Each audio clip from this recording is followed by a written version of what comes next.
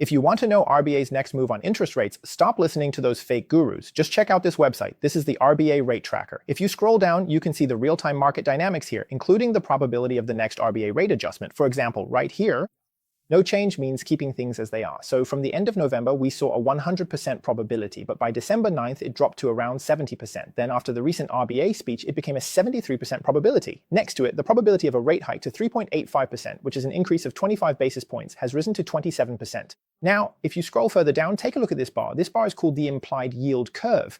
I won't go into the technical details, but just remember one principle. As this blue bar gets higher and higher, it means the probability of a future rate hike is increasing. Here we can also see that the bars are rising. So why do we say this is the most accurate prediction on the internet? Let's go back up and look at the definition. These are probabilities. What kind of probabilities? They are based on all the professional traders in the entire market for the ASX 30-day interbank. The probabilities are inferred from the bets placed on the interbank 30-day lending rate, which is actually quite complex. So what is the 30-day interbank lending rate? Simply put, sometimes banks run out of money too, so they need to borrow from each other. When they borrow, they have to set an interest rate. For example, if I am Bank A and I lend money to you, Bank B, today, and I think the RBA will raise rates in the future, then the rate I set for you today will be a bit higher. Professional traders place their bets based on this, and by analyzing the distribution of their positions, we can infer the entire market's expectations for the RBA.